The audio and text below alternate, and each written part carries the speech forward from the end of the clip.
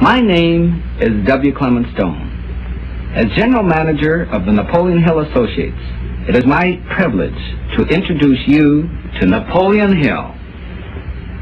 How do you do? I'm very happy to have this personal visit with you. Won't you be seated, please? And now, may I request that you forget all your problems and just relax while I bring you the master key with which you may unlock the door to any opportunity that your mind can conceive. The master key consists of 17 principles, the first of which is definiteness of purpose. Right here at the beginning of our visit, I'm going to make you a promise. If you will decide definitely what you want most during your entire lifetime and write it down on paper so that I can read it, I will give you the master key with which you may open the door to the attainment of your desires, whatever they may be.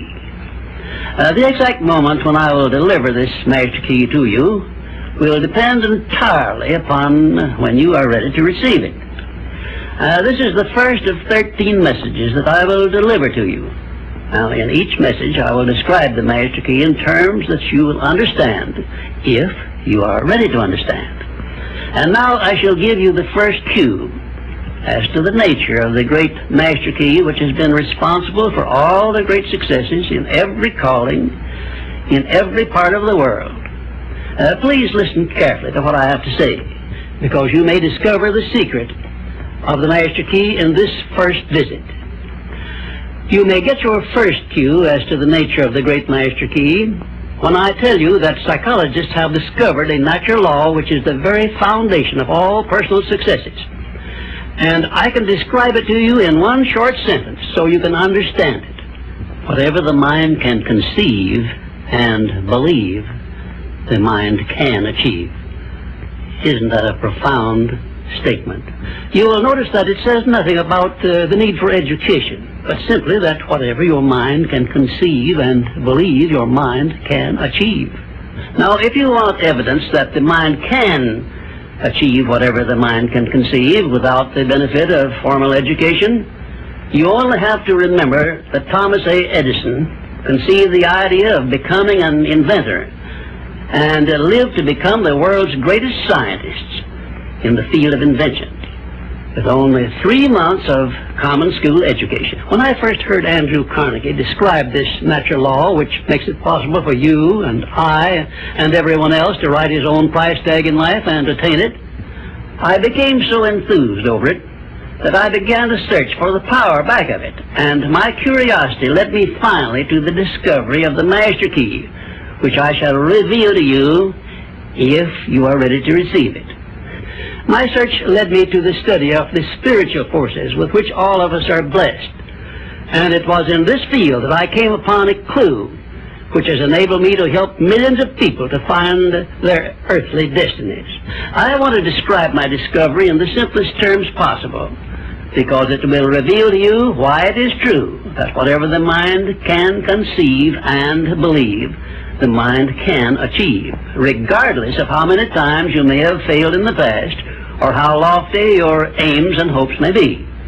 I caught my first fleeting glimpse of the profound law which provides the means by which we may choose our own purpose in life and attain it while I was being coached by Andrew Carnegie during the organization of the Science of Success philosophy.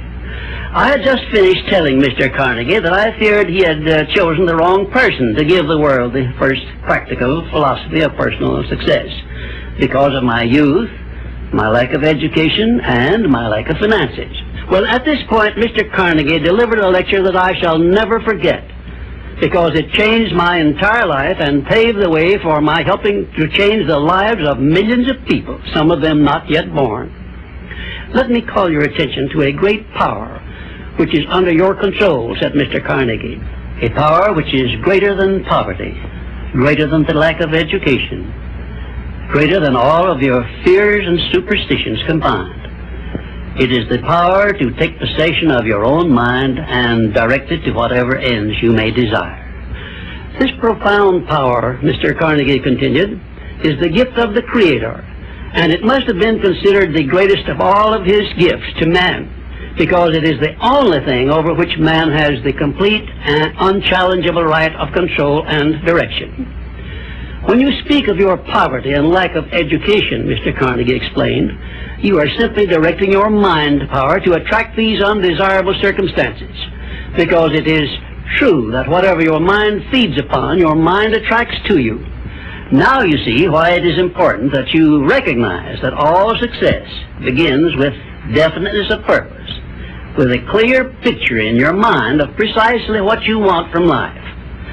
Then Mr. Carnegie continued his speech with a description of a great universal truth which made such an impact upon my mind that I began then and there to give myself a new outlook on life, and set up for myself a goal so far above my previous achievements that it shocked my friends and relatives when they heard about it.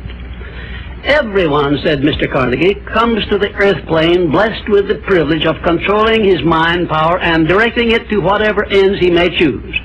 But, he continued, everyone brings over with him at birth the equivalent of 2 sealed envelopes, one of which is clearly labeled, the riches you may enjoy if you take possession of your own mind and direct it to ends of your own choice.